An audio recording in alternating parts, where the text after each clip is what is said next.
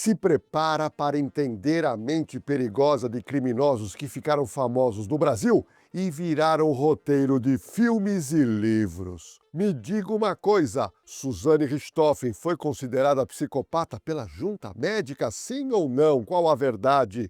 Foi diagnosticado em Suzane alguma doença mental? E o que disse a perícia psiquiátrica que analisou Adélio Bispo, que quase matou Jair Bolsonaro com uma facada? Ele é maluco, doido varrido ou um matador profissional?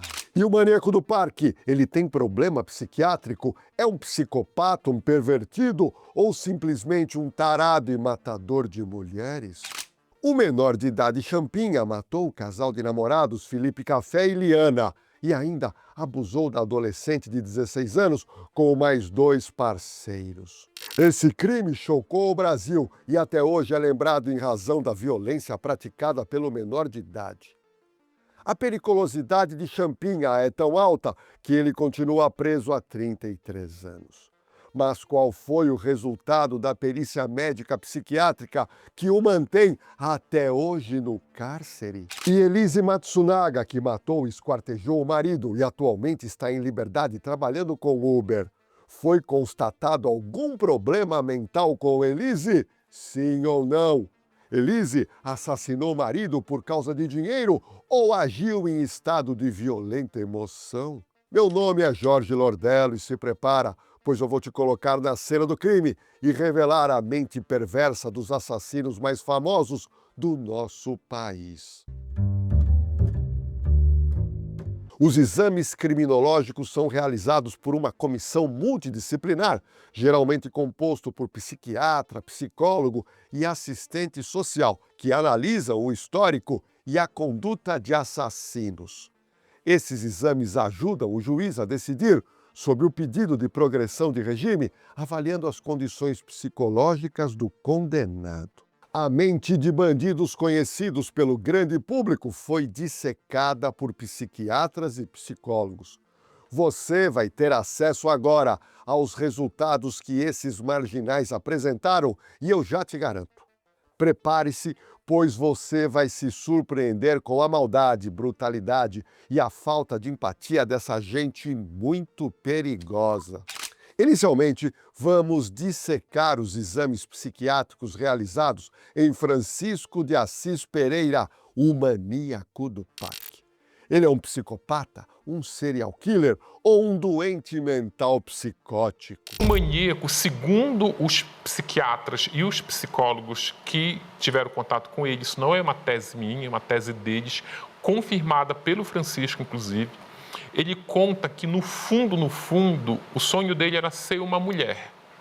Como ele não conseguia ser uma mulher, ele passou a matar as mulheres que ele não conseguiu ser. Ele foi condenado pela morte de 7 mulheres encontradas no Parque do Povo. Mas 4 moças estão desaparecidas até hoje e a polícia acredita que ele é o responsável, mas os corpos não foram encontrados. O diagnóstico psiquiátrico do maníaco do parque apontou que ele sofre de um elemento chamado de homicídio sexual por fatores inconscientes. Ele também é influenciado pelos abusos e maus-tratos sofridos na infância. Ele tem raiva inconsciente, disfunções sexuais, impulsos sádicos e sentimento de insuficiência. Francisco de Assis Pereira não é um doente mental, mas sim um criminoso com forte desvio de personalidade, capaz de seduzir suas vítimas através de boa conversa e persuasão, com o intuito de satisfazer a sua lascívia, sem nenhum tipo de piedade ou remorso. Ele é o típico psicopata. O psiquiatra Guido Palomba, que esteve com o maníaco do parque, fala de suas análises. Ausência de sentimentos superiores de piedade, de compaixão e de altruísmo. Um absoluto egocentrismo ou egoísmo, o que leva a uma absoluta falta de arrependimento. A médica psiquiatra doutora Hilda Morana teve vários encontros com Francisco de Assis Pereira na cadeia, pois ela estava estudando para sua tese de doutorado. Sensível, manipulador, sedutor, tentou, numa primeira entrevista, me seduzir, né? O que me deixou muito assustada. A doutora Hilda conta que em um dos seus atendimentos que fez ao maníaco do parque, ele a atacou repentinamente. Na cadeia de Itaí tem um corredor de consultórios que você tem que deixar a porta aberta para o agente penitenciário saber o que está acontecendo ali. Ele fala, doutora, posso fechar a porta porque está muito barulho? Eu falei, pode. E nisso o agente penitenciário vem na janela e fala, o que a senhora está fazendo? Porque em cadeia não se quebra regra. Você pode morrer por quebrar uma regra. Aí eu falei para a gente, deixa comigo, né? Ele ouviu os passos do agente indo embora, ele apoiou em cima da mesa e veio e me pegou pelo pescoço. Veja o que aconteceu em seguida. E se eu matar a senhora agora? Eu fiquei com tanto ódio dele, que eu catei o braço dele aqui, falei, você não é louco de fazer uma coisa dessa? E joguei. E aí ele caiu na cadeira e falou, não sou louco não, sou psicopata. Observe agora relato fornecido pelo próprio Francisco em relação às mortes que ele praticou. Eu sentia aquilo e não tinha domínio, entendeu? Eu tinha medo de que acontecesse a primeira vez, porque uma força dentro de mim falava, se você pegar uma, você vai pegar todas. Existe a possibilidade do maníaco do parque ser libertado em agosto de 2028, quando ele completa 30 anos de cadeia. A mãe dele o espera de braços abertos. A casa minha está aberta para ele a todo momento que ele... Não sei dele se ele vai querer. O irmão dele, de nome Luiz Pereira, também mostra que irá recebê-lo se ele sair da prisão. Ele é do meu irmão, é do meu coração, eu vou falar dele a vida inteira. Doa quem doer. Eu continuo pedindo perdão para as mães que perderam suas filhas, de coração mesmo. Sempre, sempre, sempre. A psiquiatra Hilda faz um alerta se ele for solto. Ele é muito perigoso para a sociedade. Ele já falou, eu vou voltar a matar. Que ele gosta de matar, ele tem prazer em matar. O Dr. Guido Palomba vai na mesma direção de raciocínio. Como é que pode uma pessoa portadora de altíssima periculosidade, irrecuperável socialmente, se voltar para a rua vai ter problema, ou para ele, como indivíduo, que ele pode ser até assassinado numa legítima defesa ou numa temibilidade social, isso pode acontecer. Ou para a sociedade, se voltar para a rua, isso vai acontecer. Os exames revelaram que o serial killer do Parque do Estado tinha um conflito interno com sua identidade de gênero e autoimagem. Assim, psicólogos acreditam que o maníaco do parque escolhia suas vítimas conforme ele desejava ter sido. Ou seja, o teste de Rorschach identificou que o maníaco do parque se identificava com figuras femininas semelhantes às mulheres que ele violentava vai vendo. O padrão das vítimas eram mulheres com baixa estatura, cabelos cacheados e consideradas delicadas. Olha, pessoal, a única conclusão que se chega é que a psicopatia não tem cura e nem tratamento para controlar sua periculosidade, o que pode ser uma medida bastante arriscada se ele for solto em 2028, pois os psicopatas se utilizam de manipulação, mentira e falta de empatia. A incapacidade de estabelecer vínculos afetivos é algo predominantemente receptível aos psicopatas, bem como os comportamentos agressivos e a irresponsabilidade diante de normas e regras eles não gostam. Perante a justiça brasileira, ele foi diagnosticado com a semi-imputabilidade, ou seja, possuía a capacidade de discernimento reduzida. Se prepara, pois chegou a vez de Suzane von Richthofen. Os exames criminológicos que ela participou foram solicitados para avaliar a sua aptidão para ver se ela iria ou não progredir do regime fechado para o regime semiaberto. Os laudos psicológicos indicaram em Suzane traços de personalidade como egocentrismo, manipulação, simplismo e infantilização, com a conclusão de que ela apresenta potencial risco para a sociedade, embora um dos laudos tenha favorecido a progressão de regime que ela conseguiu obter na época. Um dos exames mais conhecidos foi o teste de Rorschach, que é o teste do borrão, que serve para avaliar aspectos profundos da personalidade.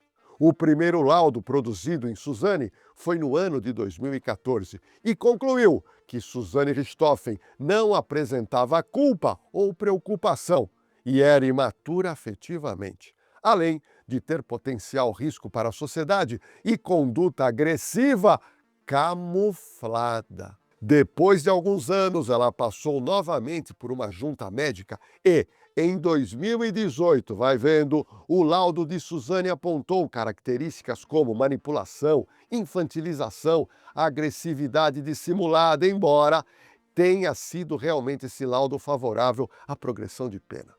Os exames também identificaram a capacidade de Suzane de avaliar o seu comportamento e o impacto das suas ações em pessoas ao seu redor, bem como a sua probabilidade de ser violenta ou de estimular a violência. Suzane também participou do teste de Rorschach, também chamado de teste do borrão de tinta. Deixa eu te explicar como é que funciona esse teste psicológico, muita gente tem curiosidade. Foi apresentado a Suzane pranchas com manchas de tinta, e aí o psicólogo pede para a paciente analisar o que percebe nesses borrões. E na psicologia, as respostas mostram os seus traços de personalidade e como a pessoa enxerga as pessoas e o ambiente ao seu redor. Mas para que serve esse complexo teste? Ele vai dar indicativos de como essa pessoa se comporta, estilo de personalidade e estilo de comportamento. Bem, no final, ela ganhou a liberdade após cumprir parte da pena. Chegou a vez agora de analisar Adélio Bispo, que tentou matar Jair Bolsonaro no dia 6 de setembro de 2018, lá na cidade de Juiz de Fora. Ele foi submetido a diversas perícias médicas psiquiátricas. Foram várias e várias entrevistas para saber se ele tinha plena ciência do ato que praticou ou se ele possuía algum tipo de distúrbio psicológico. Eu vou te contar tudo, presta atenção. Mas antes de te mostrar o resultado da junta médica, veja o que a minha equipe de produção descobriu e pouca gente sabe. Em Juiz de Fora, Adélio Bispo arrumou emprego em um restaurante. O dono do estabelecimento disse que Adélio era um funcionário muito quieto, quase calado o tempo todo, e que 4 dias antes da visita de Bolsonaro a Juiz de Fora, ele demonstrou um comportamento estranho. Eu vi que ele estava inquieto, ele não estava normal. Ele estava meio assim, desesperado, com pressa de fazer as coisas, correria. Não era aquela pessoa que esteve aqui nos dias anteriores. Outro ponto importante foi o que ele disse na audiência de custódia logo após tentar matar Jair Bolsonaro. Depois do incidente, de um certo incidente, então, houve um tumulto muito grande. Eu fui imobilizado por um dos policiais ali presentes, né? E no chão eu fui bem espancado, região abdominal, pernas, enfim, costelas. O senhor foi espancado pela população que estava próxima ao incidente? Pelos militantes, né? Pelos militantes que estavam ali. E o senhor foi retirado dessa situação pela Polícia Militar, pela Polícia Federal? Olha, havia tantos policiais, havia policiais federais, havia policiais, acho que civil, né? Haviam vários policiais ali, né? E vários deles agiram, foi muito tumulto, não dá para saber, na verdade, né? Ele contou para onde foi levado após ser retirado da multidão. Havia um portão, acho que de um pequeno comércio, né, que estava fechado, um portão de grade, e quando me colocaram ali, pediram, o próprio dono do comércio veio com um porrete, acho que também queria me agredir, os policiais, o contiveram, fizeram abrir o portão para que eu entrasse, me jogaram ali para dentro e tentaram fechar. Me levaram para a parte de cima e depois foi chegando mais policiais. E ali começou uma série de interrogatórios. O juiz da audiência de custódia pergunta a Adélio Bispo para onde ele foi levado. Observe atentamente que, em dado momento, ele para de falar do nada, fica em silêncio. Dá a impressão que ele teve um branco e não consegue falar, Ou ele estava pensando que ia responder? Qual a sua conclusão desse fato? E posteriormente o senhor foi levado para qual unidade e por que polícia? Para onde? Aí já foi pela... Estava presente polícia militar, mas eu fui...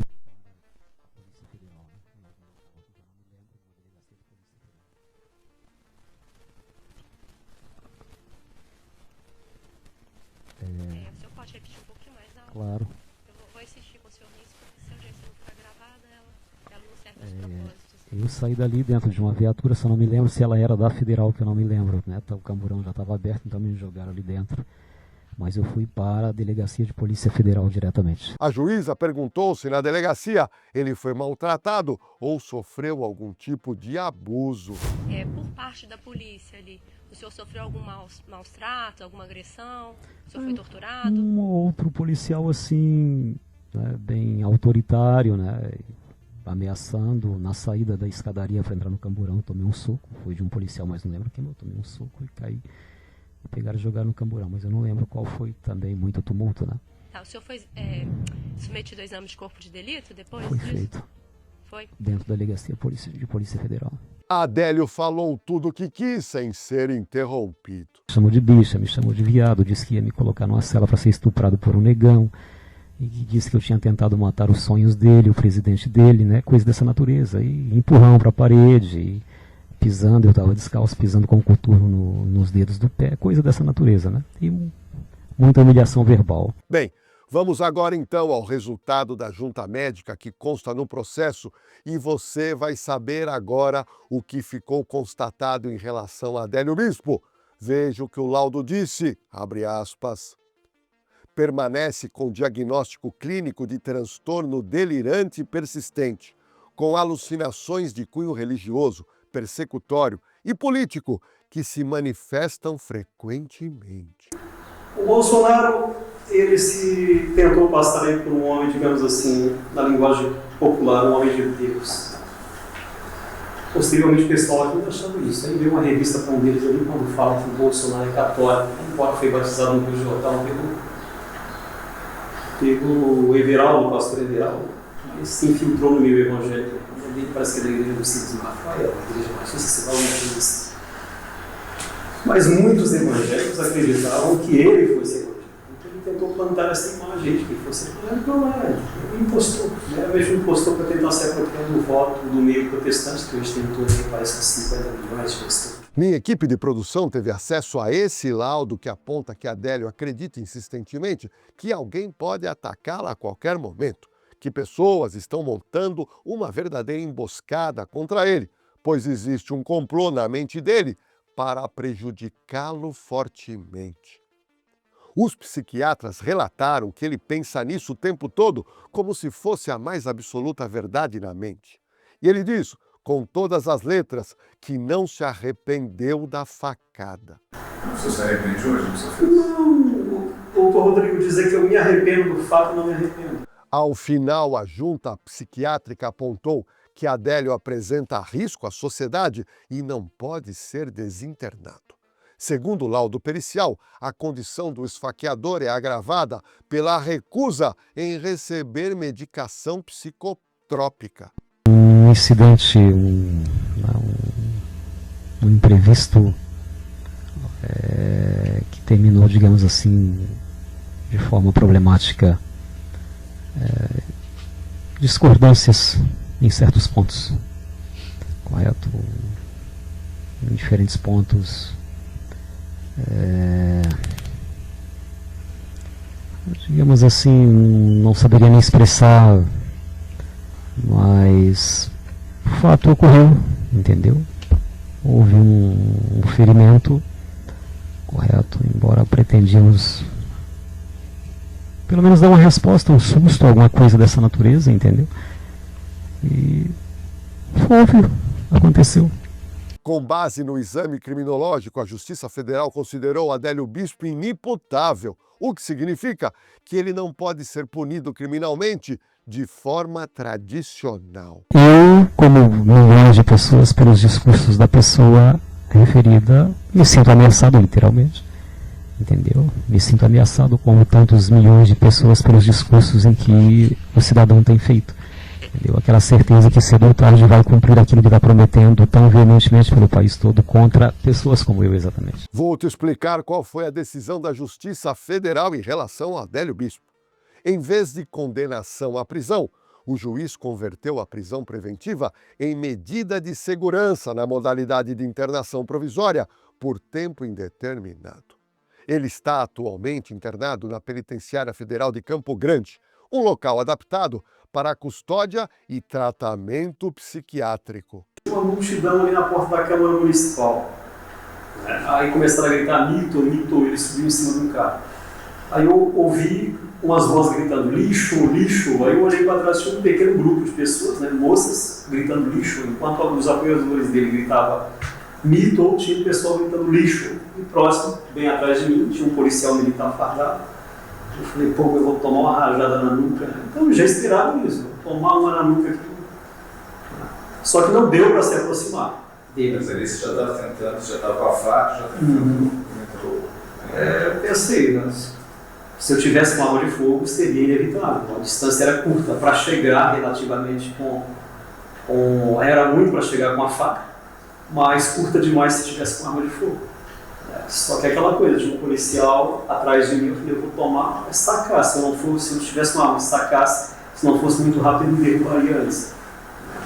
Porque a distância dele, para mim, tinha uma linha de fogo aberta. Olha, pessoal, a tendência é que Adélio Bispo passe o resto da sua vida internado nessa penitenciária.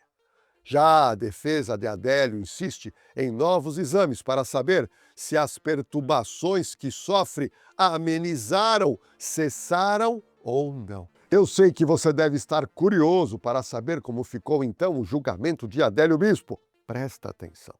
O juiz federal Bruno Savino, da Terceira Vara da Justiça Federal, lá de Juiz de Fora, absolveu Adélio Bispo de Oliveira de ter dado uma facada no presidente Jair Bolsonaro, porque o agressor sofre de transtorno delirante persistente. Eu cheguei ali alguns minutos antes dele, poucos, quase que juntos, poucos minutos antes dele no centro. E aí, o pessoal empurrando, parece que ele se assustou com a atitude da multidão. Jogaram ele para dentro da Câmara Municipal. Não vai ter jeito. Entendeu? Ali eu pensei em desistir, não vai ter como, entendeu? Passar por esse povo, fechar as portas da Câmara. Aí passou um pouco, abriu, ele saiu lá no ombro de um cara e a multidão continuou por perto. Tentaram me aproximar e assim foi. Entendeu? O juiz converteu a prisão preventiva em internação dele por tempo indeterminado. Vou ler para você um trecho da sentença, abre aspas. A conduta do réu, embora atípica e antijurídica, não pode ser punida por não ser juridicamente reprovável, já que o réu é acometido de doença mental que lhe suprimiu a capacidade de compreender o caráter ilícito do fato e de se determinar de acordo com este conhecimento. Mas calma que tem mais um problema nessa confusão toda. Num segundo exame psiquiátrico, Adélio disse a psicólogos e psiquiatras que não cumpriu a sua missão e que, saindo da cadeia, iria matar o presidente Jair Bolsonaro. Olha, é importante que você que me assiste entender que indivíduos acometidos por transtorno delirante permanente e paranoide não conseguem diferenciar fatos que são reais daqueles criados pela própria mente. No entanto, de acordo com informações da cadeira de psiquiatria da Universidade Federal do Rio Grande do Sul, essas pessoas podem manter a sua rotina normal, mesmo acometidos pela doença. Esse estudo disse, abre aspas, os indivíduos com esse transtorno mantêm relativa preservação de sua personalidade e psiquismo, apesar do surgimento e desenvolvimento de um sistema delirante. Esse sistema se apresenta de forma cristalizada em domínio de sua personalidade, não comprometendo o restante. Sua ocorrência se dá aos indivíduos de idade mais avançada, geralmente após os 40 anos de idade, e se apresenta de maneira estável e crônica. Mas veja o que nós descobrimos. Esse tipo de paranoia diagnosticada em Adélio Bispo se difere da esquizofrenia, já que é caracterizado por delírios não bizarros. Na esquizofrenia, o indivíduo pode acreditar que tem contatos com seres extraterrestres ou que os seus pensamentos podem ser transmitidos por outras pessoas. Já no transtorno delirante, o paciente pode acreditar que outra pessoa está apaixonada por ela, que está sendo traída pelo parceiro ou que tem contato com uma pessoa famosa ou entidade divina. E esse seria o diagnóstico de Adélio Bispo. Olha, pessoal, é importante a gente relembrar que, ao ser preso logo após dar a facada em Bolsonaro, Adélio afirmou que estava agindo amando de Deus. O mais curioso é que ele disse que, ao tentar matar Bolsonaro, sabia que iria morrer também. Não imaginei, veja bem, eu saí de casa e eu tinha certeza que eu não vou para aqui. Eu tinha essa certeza, eu não vou voltar aqui. Então, no Facebook, a última coisa que eu postei foi um tchau. E eu ia colocar um adeus. Eu falei, não, vou colocar só um tchau. Eu coloquei um tchau. Foi a última postagem que eu fiz no Facebook. Porque eu sabia, pelo menos eu tinha certeza que eu saía daqui. Eu acreditava nisso, que eu saía daqui. Entendeu? E também não esperava, e para minha surpresa, do vivo, né? Com esses problemas todos do vivo. E o fato, uma coisa que eu não conseguia, eu esperava ser agredido pela polícia, fuzilado pela polícia. Eu achei que ia tomar um monte de tiro, literalmente. Mas tem uma coisa que você precisa saber. Agentes do sistema prisional relatam que a saúde mental dele está piorando ao longo do encarceramento. Só para você ter uma noção, nós levantamos que Adélio não consegue entender os acontecimentos políticos atuais, como, por exemplo, a condenação de Jair Bolsonaro. A avaliação dessas autoridades é de que a saída de Adélio Bispo é remotíssima. O entendimento é que a Justiça Federal priorize a preservação da ordem pública. A permanência de Adélio Bispo na penitenciária atual estaria garantida no sistema prisional até 2038, que é o ano em que ele vai completar 60 anos de idade. Atualmente, ele ocupa sozinho uma cela de cerca de 6 metros quadrados. Agora chegou a vez do famigerado Champinha, considerado um dos menores de idade mais violentos do Brasil. A psiquiatra Hilda entrevistou várias vezes Champinha na Fundação Casa. No caso do Champinha, eu apliquei um teste que é usado no mundo inteiro para fazer o diagnóstico de psicopatia. A pontuação deu bem alta, mostrando que ele é um psicopata grave. Ao completar 21 anos, no entanto, o Ministério Público requereu a interdição de Champinha com base na Lei 10.216 do ano de 2001. Um laudo psiquiátrico, vai vendo, apontou que Champinha tem doenças mentais graves, como transtorno de personalidade antissocial e leve retardo mental, podendo apresentar riscos à sociedade se for solto. Pelo Estado, porque se ele estiver livre e solto na sociedade, ele vai voltar a cometer crime. Porque é excitação, ele quer fazer alguma coisa ruim. Mas deixa eu falar mais sobre a mente desse marginal, que foi detido com apenas 16 anos de idade. O exame criminológico foi crucial para determinar o destino de Roberto Aparecido Alves Cardoso, o vulgo Champinha. Os laudos psiquiátricos e também os laudos criminológicos concluíram que ele possui transtornos mentais e personalidade gravemente comprometida, que é a psicopatia, o que levou à sua internação por tempo indeterminado em uma unidade de saúde, onde ele continua até hoje. Um dos laudos, vai vendo, emitido anos após o início da sua internação, apontou que, apesar do longo período de reclusão, Champinha apresentou progressos insuficientes e frágeis em relação às características negativas da sua personalidade, apuradas à época dos fatos em que ele matou Felipe e Liana. Os exames indicaram que ele ainda ostenta deficiências que o tornam propenso a novas ações antissociais violentas, caso receba estímulos inadequados. Especialistas como o psiquiatra forense Hilda Morana que conviveu com ele, diagnosticaram Champinha como um psicopata grave, que não sente empatia ou remorso das ações violentas que pratica. Champinha encontra-se detido há 33 anos, ou seja, desde 1993. Vez ou outra, seus advogados tentam sua libertação, mas até agora não obtiveram êxito. Mas até quando Champinha ficará internado? E se ele sair, vai voltar a matar novamente ou não é possível prever? E por último, chegou a vez de Elise Matsunaga. Ela foi condenada por ter esquartejado o marido dentro do apartamento onde estava a filha recém-nascida do casal.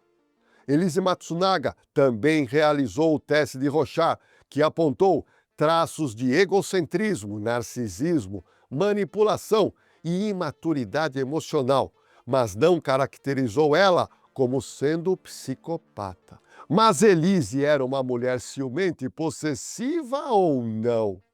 Na minha concepção, não se trata, o crime que ela praticou, não se trata de crime de ciúmes e de possessão. O crime dela foi praticado, na minha concepção, a conclusão que eu cheguei, por outros motivos. Ela tem um defeito grave de personalidade. E esse defeito grave de personalidade levou ela a praticar o delito que ela praticou. Foi tudo muito bem planejado. Ela vinha planejando fazia algum tempo e assim ela agiu. Desde o início do planejamento, que é um planejamento mórbido, a execução, que também é uma execução planejada, e também o posterior, o depois do delito. Ela agiu tudo premeditadamente. Se você gosta de True Crimes e quer ser policial, olha, então eu preciso te apresentar o Instituto Oliver, que é a maior escola preparatória para quem quer ser policial no Brasil. Só para você ter uma noção, mais de 2.500 alunos do Instituto Oliver já foram aprovados em concurso para PM, Polícia Civil, Polícia Penal, GCM, Polícia Federal em todo o Brasil. E olha, além dos cursos preparatórios para você passar no concurso para a polícia, o Instituto Oliver também tem e também oferece cursos superiores sequenciais, tecnólogos, pós-graduação e também o importante EJA, para quem está precisando concluir os seus estudos. Então, para você realizar o seu sonho de ser policial, acesse o site ou escaneie o QR Code aqui na tela e dê o próximo passo na sua carreira com o Instituto Oliver. Elise agiu em razão de forte emoção ou matou de forma premeditada? Quanto a ter agido sob forte emoção, absolutamente não. Ao contrário. Ela é de uma frieza extraordinária e surpreendente, que eu posso contar detalhes que eu soube que teve um filme sobre ela. Até me perguntaram se eu assisti. Obviamente que não, porque eu não dou a liberdade poética para um filme. Eu sou técnico, então eu vejo a realidade. E no filme é liberdade poética que eu não dou. Mas eu fiz algumas perguntas para quem assistiu, para ver se aquilo que de fato aconteceu constava do filme. E a resposta foi não. E nessa resposta, nesses detalhes, mostra a personalidade dela absolutamente, vamos pôr assim, gelada. Ela sem sentimentos superiores de piedade, de compaixão e de altruísmo, que são 3 itens que depois nós podemos comentar. O que deve ter passado na cabeça de Elise ao esquartejar o marido? O que eu posso dizer nessas minhas longas, curtas décadas de exercício ininterrupto de psiquiatria forense, que nenhum esquartejador que eu examinei, nenhum era totalmente normal do ponto de vista mental. Quando eu digo que não era normal, isso não implica em ser louco, doente mental, alienado mental, tá assim rompido totalmente com a realidade. Não, não é isso. Existem perturbações da saúde mental que são próprias daqueles indivíduos que vivem na zona fronteiriça entre a normalidade mental e a doença mental, que são justamente os condutopatas, psicopatas, sociopatas, loucos lúcidos, loucos morais, que é o caso dela. Por quê? Não são propriamente doentes mentais e não são propriamente normais mentalmente. A diferença desses indivíduos é que esses fronteiriços, como ela, não rompem com a realidade, ou seja, não é algo de loucura, feito na loucura, na violenta emoção ou na alucinação, no delírio. Não rompem com a realidade. Agora, diferem das pessoas normais mentalmente, porque são indivíduos que não têm sentimentos superiores, por exemplo, de piedade, de compaixão, de altruísmo, ou seja, não tem remorso nenhum, é zero remorso, como é o caso dela, zero remorso. É tudo muito egocentrado, só interessa aquilo que interessa para ela. Ou no caso, aquele indivíduo que fica na fronteira, ele só se preocupa com ele. É altamente egoísta, não tem ressonância afetiva com aquilo que faz. Então, no caso dela, o esquartejamento é algo frio, natural, porque uma pessoa normal não esquarteja. Porque o esquartejamento ele vai para além da morte. Não é só a morte naquele momento que matou e pega e vai embora ou esconde o cadáver, etc. O esquartejamento é além da morte. O depoimento dela para o juiz e na delegacia de polícia, quando ela foi perguntada sobre esquartejamento, é de uma frieza absoluta. Ela conta que ela teve dificuldade, conta com frieza, que teve dificuldade para separar, por exemplo, o corpo da cabeça, por causa da coluna, mas com frieza. Uma frieza realmente que só um esquartejador consegue ter. O que o Dr. Guido Palomba tem a dizer sobre a saúde mental de Elise Matsunaga? Ela, depois que ela esquartejou, e não está no filme, depois que ela esquartejou o corpo, ela pôs em malas, pôs no porta-mala do carro e foi se desfazer dos pedaços do corpo numa estrada, numa periferia de São Paulo.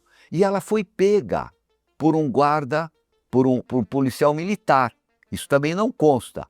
E quando o policial, ela estava com o carro com a vítima esquartejada. Quando ela foi pega pelo policial militar por excesso de velocidade, esse guarda, esse policial que ele foi entrevistado, até a pergunta que foi feita para ele, mas o senhor não notou nada de diferente, uma determinada fisionomia? Absolutamente nada. Agora eu pergunto para quem está assistindo, digamos que um de vocês passe pela alfândega com um celular que não podia comprar, ou tomou uma cerveja e tem uma cerveja no carro e entra num funil, né? O corpo, nessas horas das pessoas normais, eles entram como se fosse uma orquestra de hormônios, de tensões. E isso fica fácil para as pessoas notarem que algo está errado. E ela foi absolutamente gelada. Mas é só isso? Não, tem muito mais. Depois do crime, 2, 3, eu já não me lembro mais, já tem um tempo, mas isso chamou a atenção. Uns 2, 3 vezes depois, ela continuou conversando com as pessoas como se nada tivesse acontecido. Exatamente do mesmo jeito. Ela foi pega porque todos esses condutopatas, que é o nome correto, eles são... existe um mito que eles são mais inteligentes, né? Não, isso é mito, porque na verdade eles têm um pouquinho menos de inteligência, eles são limitados, ou é uma inteligência seletiva, e eles cometem erros às vezes banais, às vezes grosseiros, porque a capacidade de crítica deles é muito ruim. Então, ela foi pega por algo banal, mas ela continuou absolutamente como se nada tivesse acontecido, dissimulando com a psicóloga que ela tinha marcado para ir, dissimulando que não ia, que o marido estava viajando ou algo nesse sentido. Então o caso dela é esse e agora está na rua, não é? A verdade é que as perícias foram fundamentais para determinar a redução da pena de Elise Matsunaga, que confessou o crime e teve a qualificadora de meio cruel afastada, resultando na diminuição da sua sentença, da sua pena, para 16 anos e 3 meses de prisão. Ela cumpriu parte da pena lá em Tremembé e depois foi colocada em liberdade. A filha do casal, que é uma adolescente, até o momento não teve contato com ela. Agora chegou a hora que eu quero saber de você o seguinte. Você acredita que esses exames psiquiátricos são importantes para se conhecer mais sobre o condenado? Ou entende que crime é crime e quem matou sempre deveria receber pena muito alta? Mas será que criminosos psicopatas podem manipular e enganar médicos ou isso seria impossível? Olha, estou aguardando agora os seus comentários, hein? Chegamos ao fim desse roteiro sobre mentes perigosas, mas ainda falta você dar aquela força pra gente e se inscrever no canal Na Cena do Crime. E olha, já aproveita o embalo e dá um like. Se gostou, ativa o sininho de notificação e compartilha os nossos vídeos para as pessoas que você sabe que curtem consumir True Crime com riqueza de detalhes.